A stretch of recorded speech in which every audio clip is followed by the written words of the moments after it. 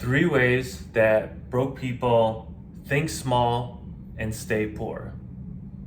Hey guys, my name is Mike, and I'm a former New York City bouncer who went from living in the streets, living in poverty, not doing that great for myself, struggling with alcoholism and drugs, and I served 5 years bouncing in one of the biggest nightclubs in New York.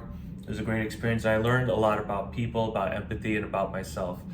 And in my late 20s, I went back to college, finished several degrees, got a job at a top consulting firm, and worked in corporate finance for a bit. And now I own my own strategy consulting firm. So, I've achieved my dreams. I've achieved a lot of success. I drive my dream car, I have my dream home, have a great relationship. And so I want to talk with you about some of the things that I've learned. And really, I'm talking mostly to my former self. I'm talking to the 20-year-old guy that I wish I could just grab and shake myself awake and take to heart the lessons that I've learned and that I implement today. So, three ways that broke people think small. The first one is seeing small opportunities. So what that means is if you're thinking, I want to make more money, so you go to selling drugs. You go to working a minimum wage job because you say, I need to make money. I'm going to, sell some weed here and there. I'm going to, sell crap on eBay, right? And not really build a big business. You just think to yourself, I need to just make enough money to cover my bills, to pay for rent or to pay for, whatever you have. And so you're already seeing small opportunities. You're not thinking big. And this is for, once again, if you're poor, you're broke, and you don't want to be, but you think to yourself, I just need to make enough to cover my bills, to pay for food, to go out once in a while.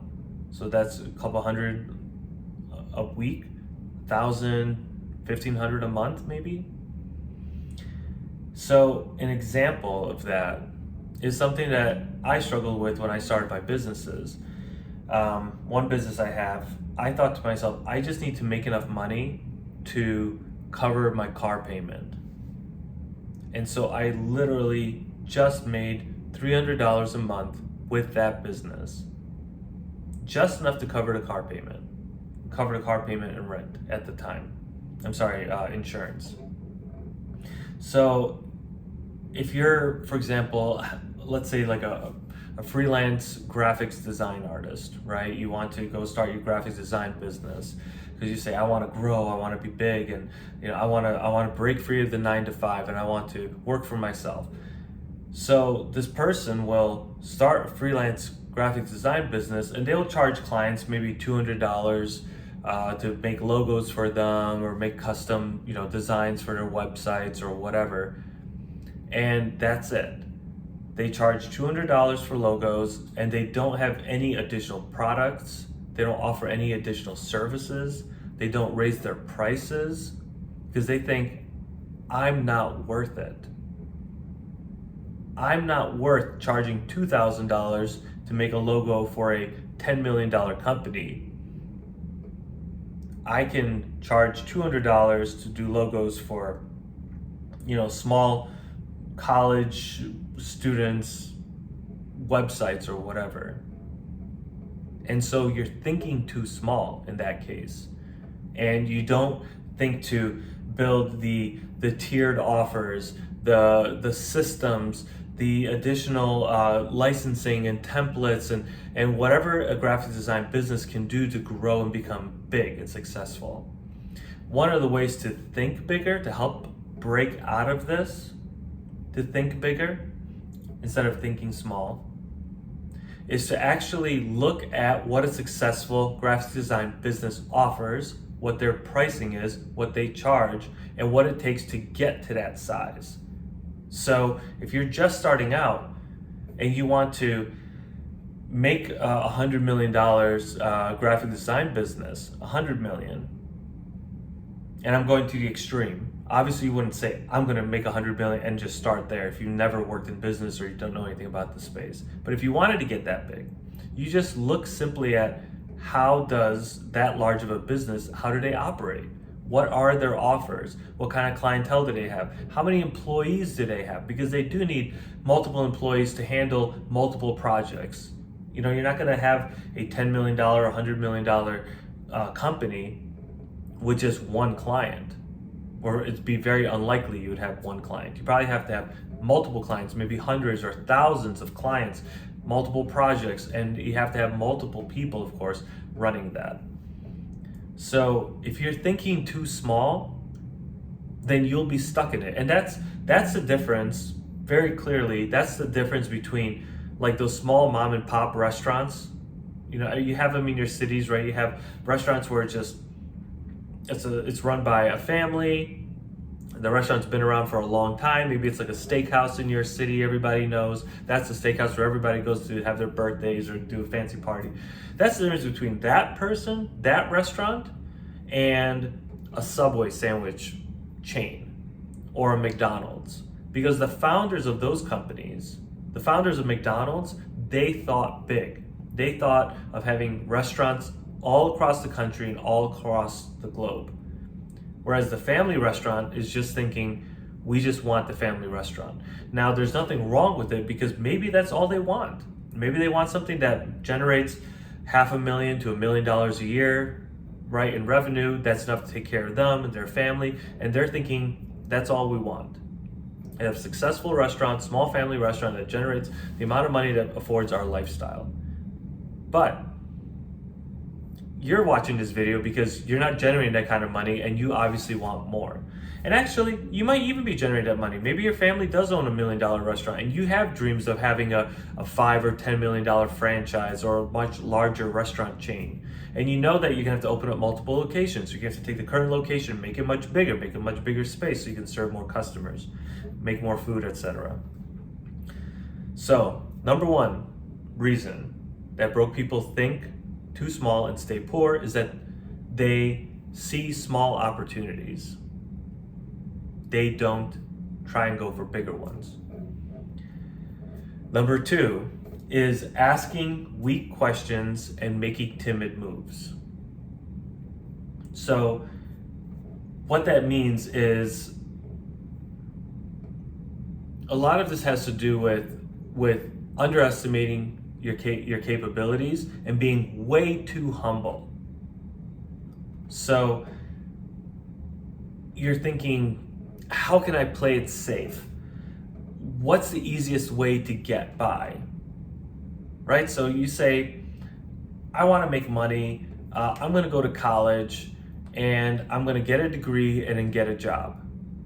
But I'm not going to go to law school because that's just too hard. I don't think I can make it.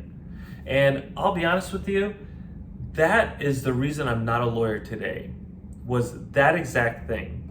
The reason that I stayed broke through my 20s and wasn't working as a lawyer is because I had that exact thinking. I used to think, what if I, even though it's hard to take the LSATs to get into law school, the LSATs, I thought I might bomb the LSAT. I'm scared of taking the test. I'm not a good test taker. So I don't know, I'm scared. So I never took the LSATs to even try to get into a low-ranking law school. I didn't have dreams of going to Harvard, right? I could have gone to any old law school, but I never studied for the LSATs. I didn't even try to apply to any law schools. I never went to law school because not only was I scared of taking the LSATs, but I also thought, what if I go through law school, put myself $250,000 in debt, which I didn't even think I was worthy enough of applying for scholarships and going to law school for free.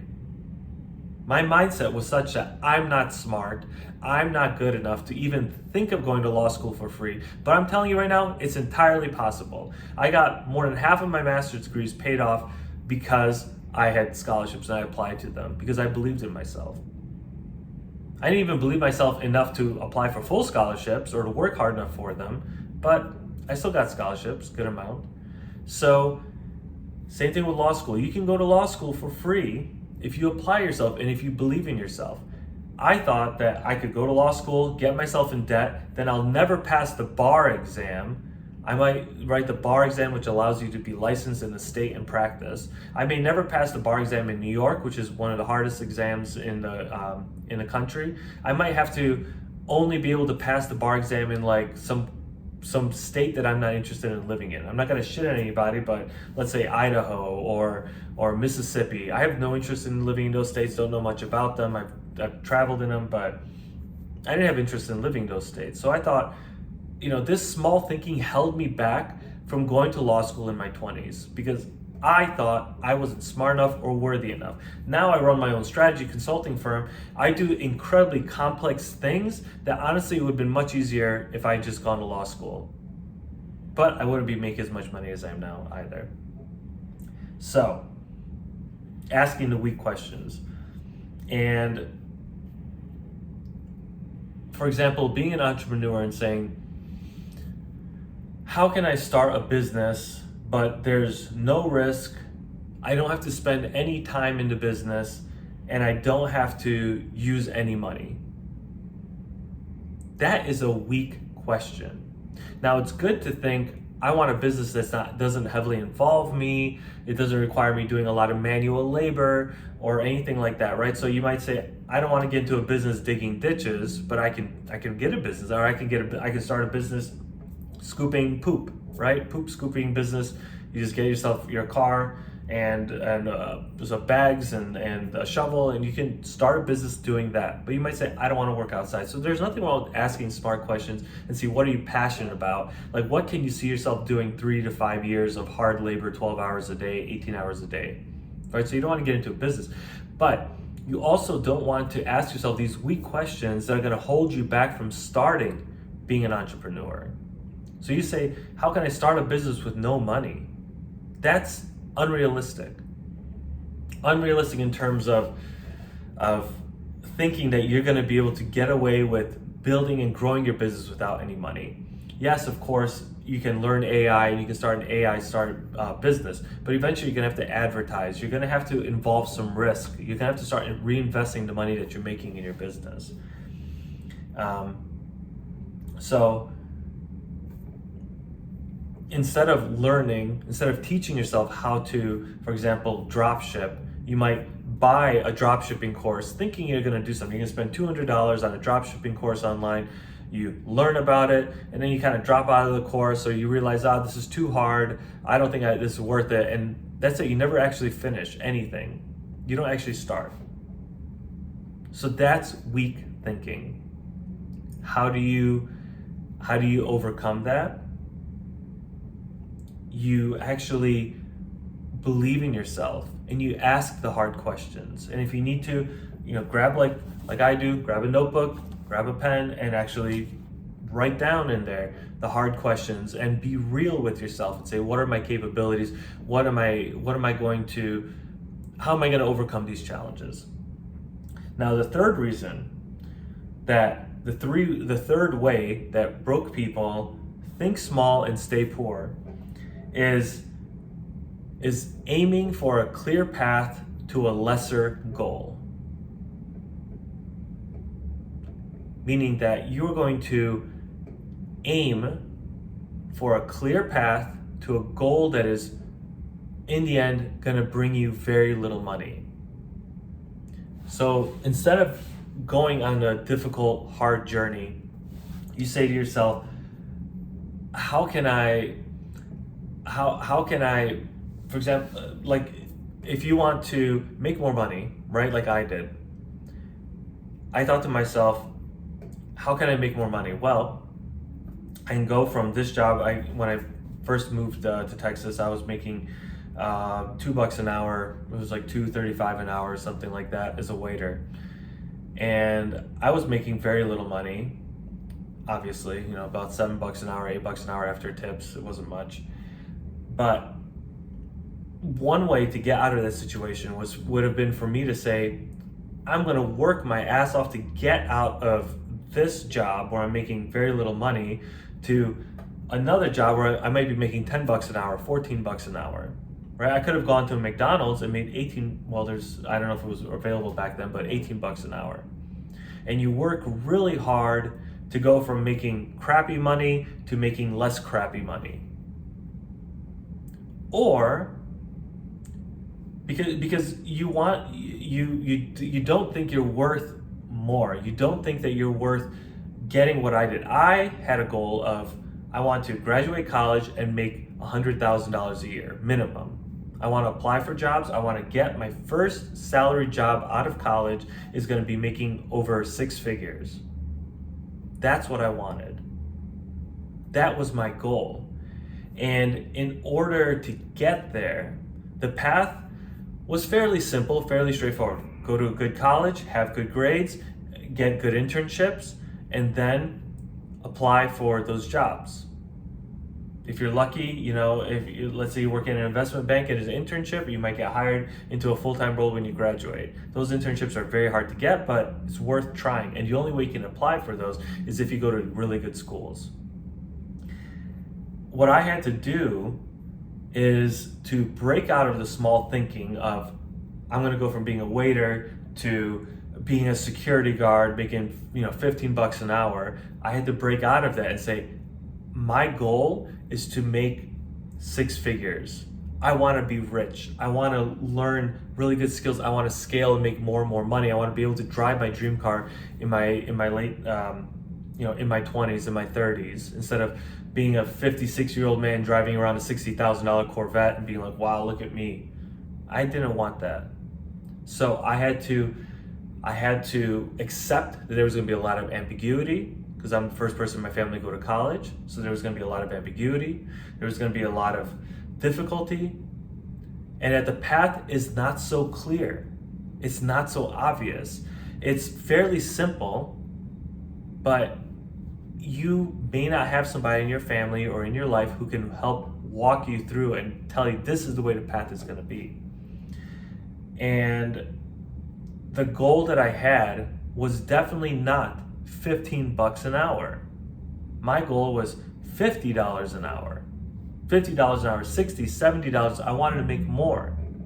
I make way more now because I invested and I aimed towards a high goal. So